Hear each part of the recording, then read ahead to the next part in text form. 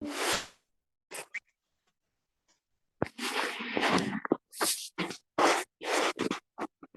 वालेकुम स्टूडेंट्स। पहले हमने पढ़ा केस स्टडी क्या होती है और उसके बाद हमने उसकी टाइप्स पढ़ी हैं।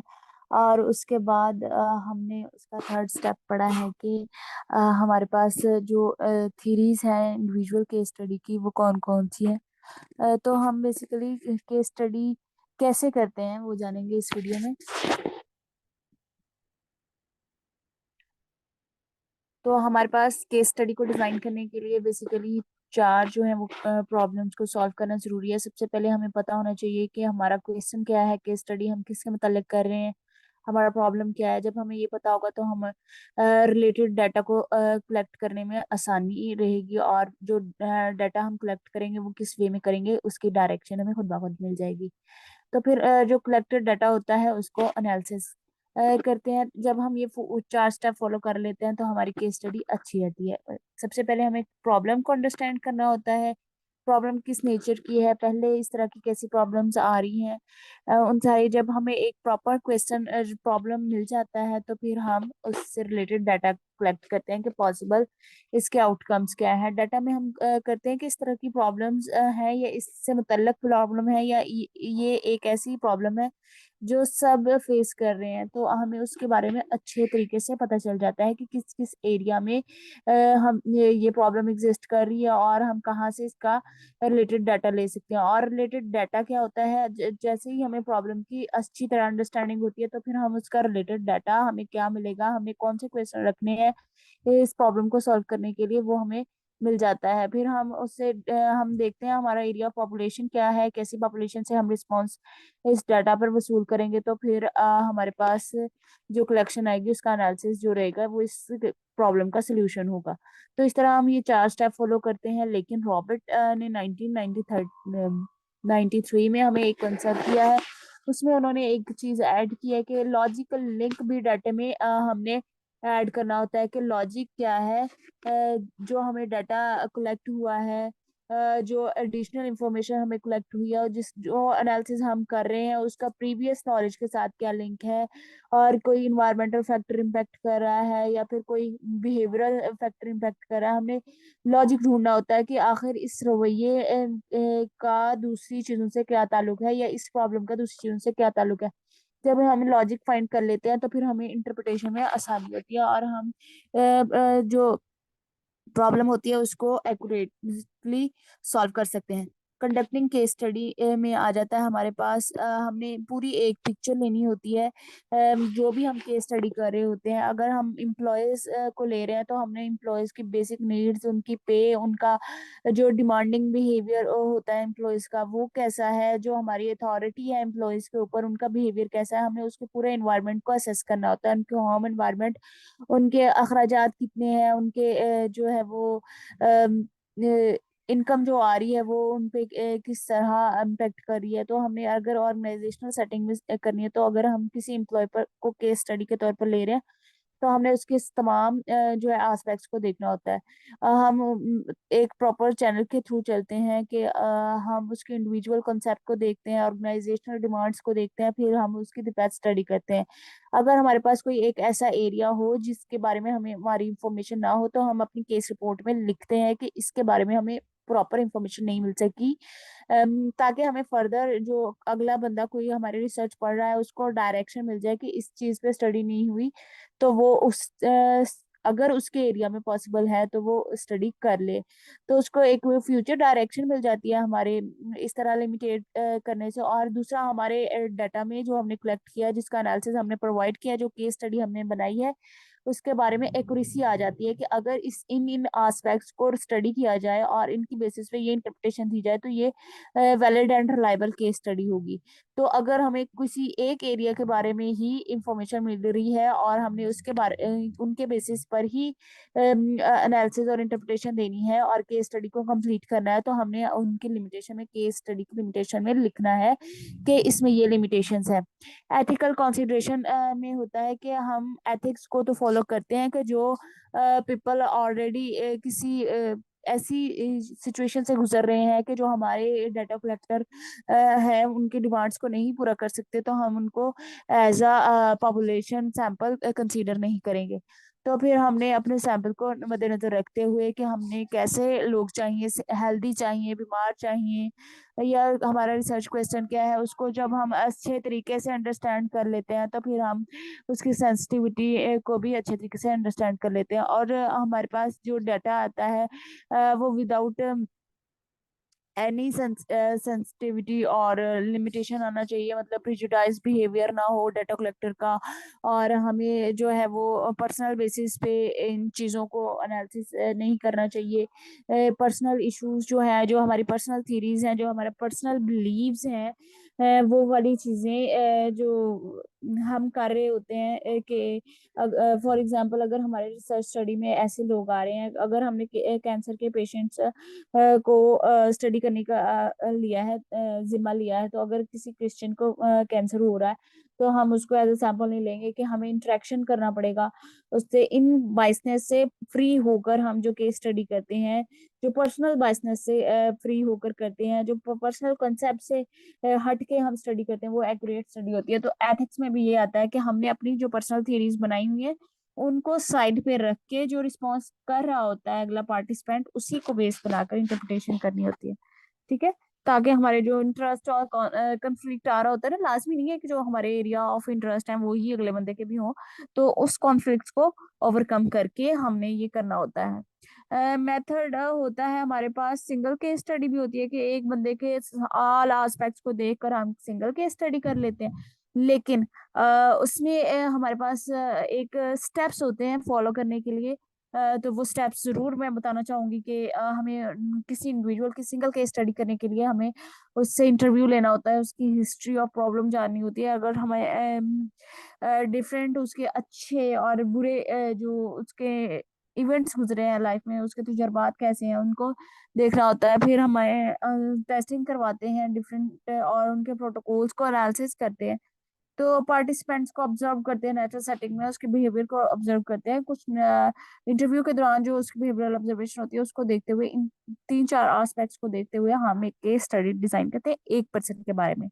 लेकिन अगर हम डाटा कलेक्ट कर रहे हैं और मल्टी मॉडल इस्तेमाल कर रहे हैं तो फिर हम क्या करेंगे, डिफरेंट रिसोर्सेज से, जो फॉर एग्जांपल मैं एक ऐसी स्टडी ले लेती हूँ जो लोग डिप्रेशन से सफर कर रहे हैं, डायग्नोज्ड पॉपुलेशन ऑफ पेशेंट्स है मेरे पास। तो फिर मैं उनका जो डाटा कलेक्ट करूंगी, ग्रुप स्टडी करूंगी उनकी, और हर इंडिविजुअल का अगर तो मुझे अलहदा से रिपोर्ट बनाना होगा तो मैं कह दूंगी कि ये इसका है, ये इसका है, स्पेसिफाई करके लिमिटेड कर दूंगी कि ये रिपोर्ट जो मैंने डिजाइन किया है ये सिर्फ इसका है और किसी और पेशेंट पे एप्लीकेबल नहीं है। लेकिन अगर मैंने किसी ऑर्गेनाइजेशन को रिपोर्ट करनी होगी या फिर अपने हेड को रिपोर्ट करनी होगी तो फिर मैं उनको कंबाइनली लूंगी और कहूंगी कि मेरे पास 15 डिप्रेशन के जो है वो पेशेंट्स आए, और उनमें से उनके प्रोटोकॉल के एनालिसिस मोस्टली माइल्ड थे, मॉडरेट थे, और मैं उनको ओवर जनरलाइज नहीं करूंगी बल्कि ऑन द बेसिस ऑफ के एवरेज बताऊंगी। मैं उनका मीन फाइंड आउट करके उनको बताऊंगी कि उनके प्रोटोकॉल एनालिसिस ये थे, उनका डिस्क्रीट ऑब्जर्वेशन जो था, उनका बिहेवियर मिलता है जो तो होता है ना, बिहेवियर में सेम डिसऑर्डर के जो सिम्टम्स हैं, जो थॉट पैटर्न मिल रहे होते हैं। तो फिर हम उसकी राइटिंग इस तरह से करेंगे कि हम उनके एवरेज रिस्पॉन्सेज लिखेंगे। तो पार्टिसिपेंट सिलेक्शन कैसे करते हैं, तो ये बेसिकली हम डेफिनेटली अंडरस्टैंड करते हैं कि हमारा रिसर्च प्रॉब्लम क्या है, उसके हिसाब से हम पार्टिसिपेंट्स लेते हैं। उनकी एज, उनकी हिस्ट्रीज, उनके तजर्बात, उनके जो है वो लर्निंग एस्पेक्ट्स, उनके एजुकेशन लेवल, उन सारी चीज़ों को अंडरस्टैंड करते हुए हमने उनके स्कूल रिकॉर्ड्स को भी चेक करना होता है, और इन बेसिस पे ही हम पार्टिसिपेंट सिलेक्ट करते हैं जो हमारे रिसर्च प्रॉब्लम से मैच कर रहा हो। ये नहीं हम कर सकते कि अगर कोई अडल्ट रिलेटेड प्रॉब्लम को हम रिसर्च करें तो हम बच्चों के साथ डाटा कलेक्ट करके उसको रिजॉल्व कर सकते हैं। और one the more important notable thing is कि केस स्टडी जब हम बात करते हैं तो लाजमी नहीं है कि वो अडल्ट की ही केस स्टडी हो, हम चाइल्ड की भी केस स्टडी करते हैं, और मल्टीपल चाइल्ड केस स्टडीज हमारे सामने आती हैं, मल्टीपल रेफरेंसेस के थ्रू भी हम करते हैं। अच्छा, हम डाटा कलेक्ट करने के लिए डिफरेंट डॉक्यूमेंट्स इस्तेमाल करते हैं। साइकोलॉजिकल टेस्ट भी इस्तेमाल हो सकते हैं, बायोलॉजिकल टेस्ट भी इस्तेमाल हो सकते हैं, उनके प्रीवियस अचीव्ड रिकॉर्ड इस्तेमाल हो सकते हैं, उनके इंटरव्यूज और डायरेक्ट इंटरव्यू और indirect interview, face to face interview, direct observation, participant observation and artifacts इस्तेमाल हो सकते हैं। तो इन चीजों को हम इस्तेमाल करते हुए डिफरेंट केस स्टडीज का डाटा कलेक्ट करते हैं। तो हम क्या करते हैं, रिसर्च स्टडी को कंपोज कैसे करते हैं।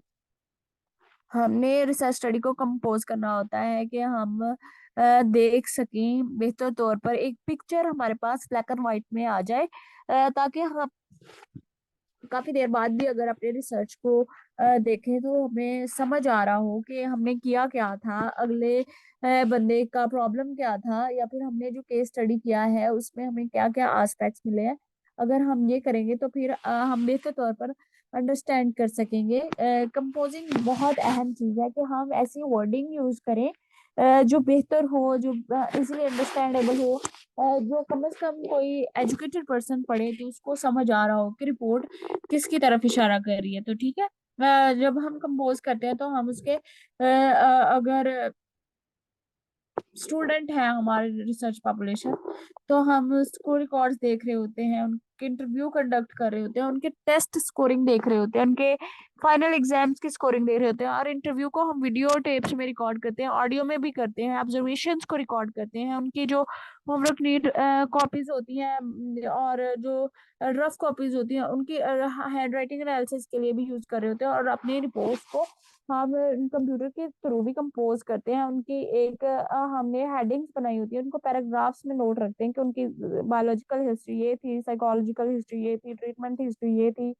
और उनकी ये जो है वो एस्पेक्ट्स ये थे, उनकी कॉग्निटिव थिंकिंग प्रॉब्लम्स ये थी, उनको मॉडिफिकेशन इस तरह हुई। इवन कि हम अपने जो प्रॉब्लम को सॉल्व करने के जो सोल्यूशन हमें मिला होता है उस पर किस तरह अमल करेंगे, ये भी हमें लिखना होता है अपनी केस रिसर्च में। तो हम स्टेप बाय स्टेप लेते हैं। सबसे पहले हम लिखते हैं कि history, history of the problem लिखते हैं, उसमें education history, all type of histories आ जाती हैं कि प्रॉब्लम कहाँ से स्टार्ट हुआ। तो इन बेसिकली जैसे कि साइकोलॉजी, जैसे ही इंडिविजुअल की शुरुआत हुई तो ह्यूमन स्टडी तो तभी से स्टार्ट हो गई, ह्यूमन बिहेवियर भी तभी से डेवलप हो गए। तो हमने वो जो हमारे बिहेवियर्स डेवलप हो रहे थे, जो उनमें चेंजेस आ रही थी, उनको स्टडी करके उनको एक्यूरेट बनाने के लिए साइकोलॉजी का लिया एक एस्पेक्ट। पहले ये फिलोसफी कंसिडर की जाती थी इसलिए क्योंकि हम अंदाजा लगाते थे, फिर हमारे पास साइंटिफिकली प्रूफ्स आ गए और हमने एक ह्यूमन बिहेवियर को लॉजिकल वे में देखना शुरू कर दिया। तो लॉजिकल वे में जो हम देखते हैं, जो हमारे पास प्रूव है कि ये चीज इस चीज को शो करी है, उसको हम प्रोटोकॉल्स कह देते हैं। ठीक है, ट्रांसक्रिप्शंस होती हैं हमारे पास मौजूद, लिस्ट मौजूद होती हैं। अगर हमारी लैंग्वेज उर्दू है तो फिर हम उर्दू में उन ट्रांसक्रिप्ट्स को इस्तेमाल कर रहे होते हैं। अगर इंग्लिश मैन से हम इंटरव्यू कंडक्ट करें तो इंग्लिश में इस्तेमाल कर रहे होते हैं। अगर हम पर्शियन एरिया में रह रहे हैं जहाँ पे पर्शियन बोली जा रही है या फ्रांसीसी बोली जा रही है, तो हम अपने प्रोटोकॉल्स को उसी लैंग्वेज में इस्तेमाल करेंगे जिस लैंग्वेज में हमारे पार्टिसिपेंट्स रिस्पॉन्स कर सकते हैं एक्यूरेटली। कोई और सेकंड लैंग्वेज इस्तेमाल नहीं करेंगे, उससे एक्यूरेट रिस्पॉन्स नहीं आता। आपने ये जहन में रखना है कि जब भी हमने प्रोटोकॉल फिल करवाने तो हमने उस लैंग्वेज में करवाने हैं जो हमारी कॉमन लैंग्वेज है, ठीक है, जो इजीली अंडरस्टैंडेबल है। तो हमारे पास प्रोटोकॉल्स एक रिलायबल एंड वैलिड टूल्स हैं जिससे हम क्लेम कर सकते हैं कि ये प्रोटोकॉल इसलिए डेवलप किया गया है कि हम किसी के इमोशन रेगुलेशंस को देखें, तो फिर हम उस चीज को उसकी रिलायबिलिटी और वैलिडिटी चेक करने के बाद इस्तेमाल कर रहे होते हैं। तो हम उस प्रोटोकॉल को यूज करके एक सबूत तैयार करते हैं कि इनका बिहेवियर, इनका इमोशन रेगुलेशन का स्केल ये हमें बताता है कि इनके इमोशन रेगुलेशन स्किल्स कैसे हैं।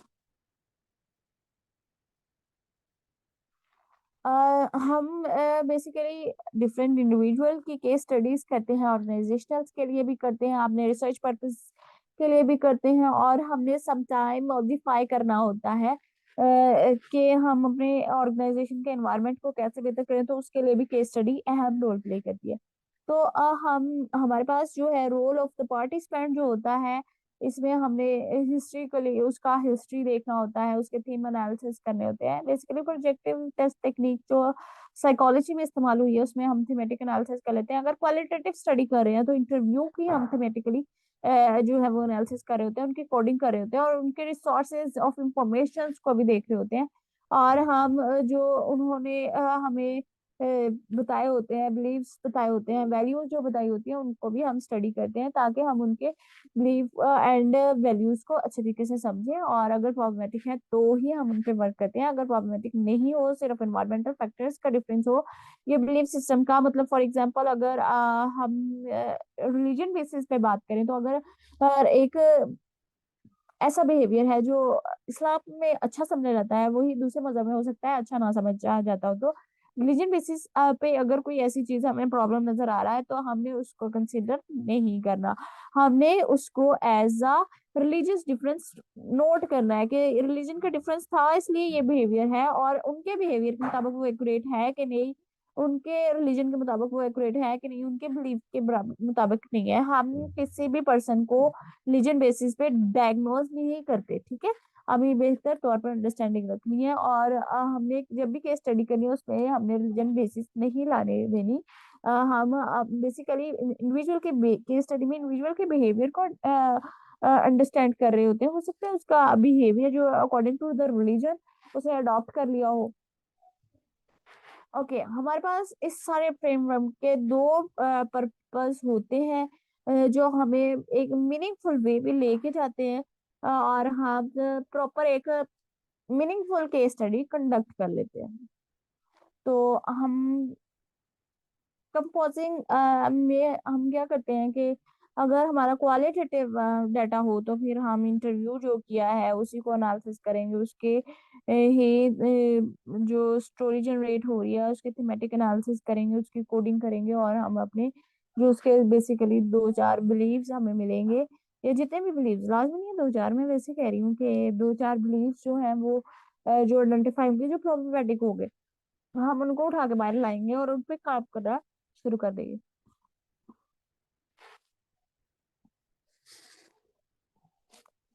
तो बेसिकली केस स्टडी मोस्टली होती ही डिस्क्रिप्टिव नेचर की है। इसमें हम प्रॉब्लम को अच्छे तरीके से डिफाइन कर सकते हैं। अगर डिस्क्रिप्टिव नेचर की ना हो, तो फिर हम लिमिटेड नंबर एंड कोड्स के थ्रू केस स्टडी कंडक्ट नहीं कर सकते। तो ये एक कंबाइंड मेथड होता है, क्वालिटेटिव और क्वांटिटेटिव दोनों मेथड इस्तेमाल होते हैं रिसर्च में, केस स्टडी में। फिर हम दोनों एस्पेक्ट्स को मिलाकर जो कंक्लूजन ड्रा करते हैं वो हमारा कंपोजिंग ऑफ केस स्टडी होता है। इसकी वैलिडिटी एंड रिलायबिलिटी के बारे में मैं पहले भी बात कर चुकी हूँ कि वैलिडिटी वही है जिसपे हमने वो प्रोटोकॉल्स इस्तेमाल करके प्रूव कर दिया कि ये वैलिड है, इस चीज को मेजर कर रहा है। तो ये इसकी रिलायबिलिटी है। जब हम दोबारा से कंडक्ट करेंगे तो वैसे ही मिलते जुलते स्कोर आएंगे। कोई भी हम केस स्टडी करते हैं तो उस पे एक्यूरेसी का मार्जिन हम 0.5% रखते हैं, ताकि फर्दर अगर कोई और सेम पार्टिसिपेंट को स्टडी कर रहा है, तो फिर अगर 5+ और 5- का डिफरेंस आ रहा है, तो ये एक्सेप्टेबल होता है। किसी भी रिसर्च में 0.5% का मार्जिन रखा जाता है, ताकि हम इस चीज को रिलायबल और वैलिड कर सकें, कि जो हम केस स्टडी किया है उसमें जो हमारे पास रिजल्ट्स आए हैं, उनके हम रिफ्लेक्शन, अब जो हमारे काम का रिफ्लेक्शन शो हो रहा है वो वैलिड हो।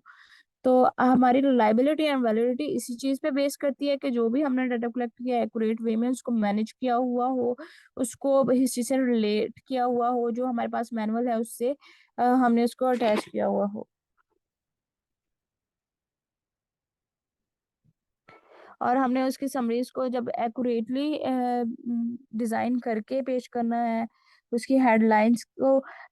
समटाइम्स जब हम कंपोज कर रहे होते हैं तो हमारे पास यही प्रॉब्लम आता है कि हम हेडिंग कुछ और दे रहे होते हैं, और हमने उसमें केस स्टडी की डिटेल कुछ और लिख रहे होते हैं। फॉर एग्जांपल मैंने लिखा है इंटरव्यू बिहेवियर, तो उसमें इंटरव्यू के दौरान जो बिहेवियर था वो लिखने की बजाय मैं वो भी लिख रही हूँ जो जो बातें हुई हैं इंटरव्यू के दौरान। लेकिन हमने इंटरव्यू के दौरान जो बातें हुई हैं वो तो एज अ हिस्ट्री कंसिडर हो रहा है, तो हमने उस हेडिंग को उस पैराग्राफ के अंदर लिखना होता है कि हिस्ट्री क्लाइंट की ये है। लेकिन अगर हम इंटरव्यू बिहेवियर देखना चाह रहे हैं, तो फिर हम उसको कहेंगे कि उसके गेस्चर्स कैसे थे, उसके पोस्चर्स कैसे थे, उसका टोन कैसा था, उसकी वॉइस कैसी थी, एक्यूरेट थी, अनएक्यूरेट थी, इन चीजों को देखते हैं। और फिर मॉडर्न दौर है तो हम डिफरेंट कलर्स यूज करते हैं ताकि ग्राफिक जब प्रेजेंटेशन हो तो फिर एक अट्रैक्शन है, तो हम हमेशा क्लासिक कलर्स इस्तेमाल करते हैं, ठीक है। और हम जब अपना केस स्टडी कर रहे होते हैं तो कंसिडर इट कि अगर आप किसी और का केस स्टडी देख रहे हैं तो लाजमी नहीं है कि आपका पूरा केस बिल्कुल हूबहू कॉपी हो। आपका जो पर्सनल ओपिनियन है, जो क्वालिटेटिव जो डाटा हमने कलेक्ट किया ना, उसमें personal opinion about the client behaviour add कर सकते हैं आप, क्योंकि जब हम इंटरव्यू कर रहे होते हैं तो हम उसका जो है वो बिहेवियर ऑब्जर्व करते हैं। तो उसमें हम इंडिविजुअल के बिहेवियर को लिख सकते हैं अपने कंसेप्ट के मुताबिक, लेकिन अपना कंसेप्ट ऐड नहीं कर देना, अपना बिलीव नहीं ऐड कर देना। ये अनएथिकल होता है, ठीक है। Thank you very much. Hope so कि आपको केस स्टडी कैसे कंडक्ट करते हैं इसकी बेहतर तौर पर अंडरस्टैंडिंग हो गई होगी। तो अगर हम किसी भी केस स्टडी को अंडरस्टैंड करते हैं बेहतर तौर पर तो उसमें यही एस्पेक्ट्स देखते हैं। और अगर फर्दर आपने कोई क्वेश्चन करना है केस स्टडी का या केस स्टडी के कंपोजिंग पैटर्न का, तो हम लेटर वीडियो में डिस्कस कर लेंगे। आप कमेंट करें, लाइक करें और शेयर करें। Thank you very much. Allah Hafiz.